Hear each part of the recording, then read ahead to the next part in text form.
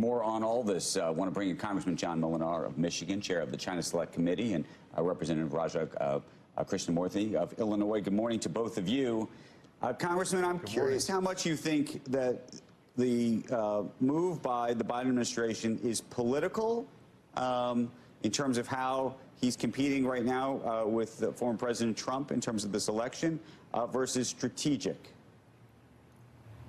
Well, I think it's an important bipartisan initiative that our committee has supported to make sure that we're treated fairly by other nations. And it should be free trade for free nations. And China has exploited our freedom here in the United States. And so I think these tariffs, when you consider the dumping that's going on, the overcapacity and the unfair trade practices that they've engaged in, this is simply leveling the playing field. And so I think it's something that should receive bipartisan support. How concerned are you about this being inflationary? Well, I think that, first of all, we want to encourage jobs here in the United States. We want to encourage investment here, and we want to make sure we're protecting the international trade, the order, working with like-minded countries. And this is something that I think American consumers, as they learn more about the importance of buying American, of understanding the threat from the Chinese Communist Party, I think they'll be very supportive of this. Congressman Krishnamoorthi, I just want to tell you, the NRF, in terms of the Retail Federation, calling on the president to reverse course, suggesting that the tariffs will hit U.S. importers and therefore U.S. customers. What do you make of that? I see where they're coming from, but on the other hand, I think that our constituents don't want an unlevel playing field, which exists right now. What John was referring to in terms of an dumping that's happening is about to happen across the board with green goods, not just the steel and aluminum and consumer electronics goods that China used to dump on the market. Now, what we mean by dumping is that they price them at such levels that they basically destroy American industry and their competition, and in the process then become the sole source of many of the products that we depend on in the future, whether it's personal protective equipment or, for that matter, EV batteries.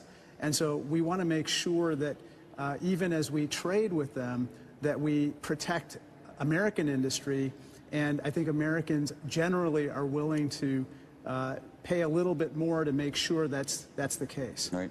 Congressman Krishnamoorthi, the reason I started by asking whether effectively this is a political gambit is there is a view that former President Trump making a lot of pledges on the campaign trail to raise tariffs in a very, very meaningful way against China, and whether by President Biden taking these steps now, he effectively takes that argument off the table that he's not tough enough. Well, I think that, good policy is good politics. I think this is something that the American people want, our constituents want. With regard to who's tougher with regard to China, I would just say that President Biden has been much more methodical about making sure that not only are we dealing with economic aggression, but also military aggression and technological aggression that the CCP has practiced against Americans compared to the Trump administration. All that being said, I think that we are standing here in a bipartisan way to support the president's moves today. Real quick, I don't know if you saw the news report, and we just talked about it on the air. Frank McCourt saying that he wants to buy TikTok. I know both of you, I think, are in agreement about trying to ban TikTok, at least ban it from being owned by the Chinese.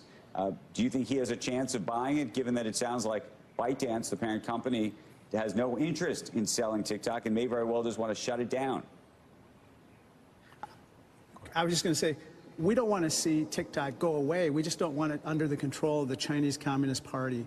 Frank McCourt and others, please step up. I think what we are hearing from published reports is that ByteDance is actively considering all buyers, regardless of what they say. We've come to learn on Capitol Hill that we don't really trust anything that ByteDance or TikTok says.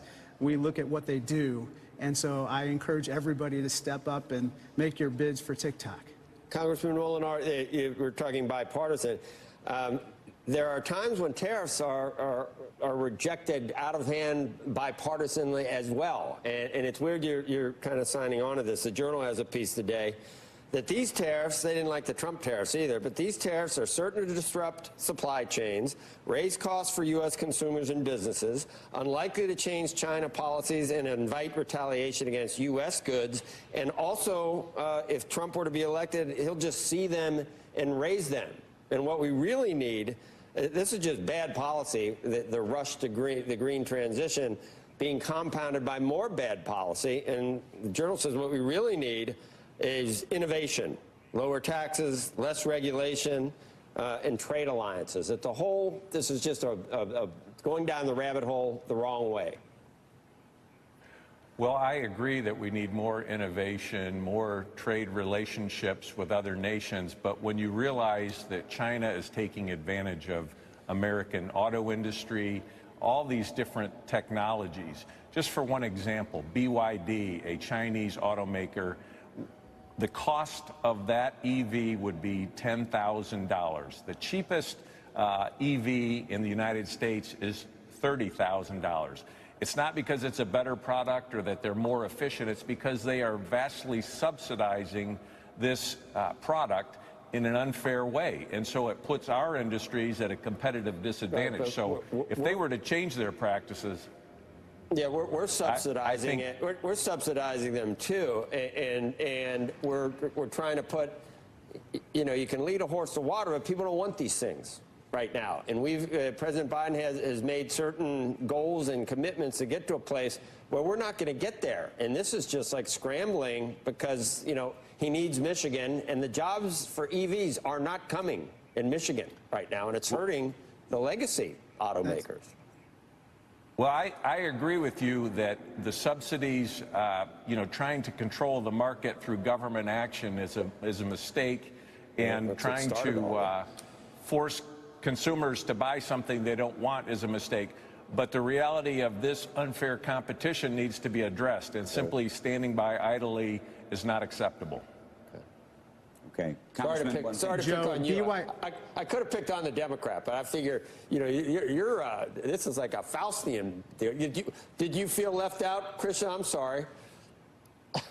No, Joe, look, BYD, you know what BYD stands for? They say it stands for Build Your Dream, but actually it's a CON, it's a con. It's a creating our nightmare. They are basically subsidizing the heck out of these cars. So I know. They've done it with everything. It's nothing like what we do here with regard to tax incentives for the EV industry. And, you know, you talk about innovation, we can out-innovate anybody. We can out-compete anybody if the playing field is level, if it's level. Right. Congressman, both of you, want to thank you this morning for joining us. Appreciate it. Coming up, Thank you. CPI. Thank you so much. Thanks.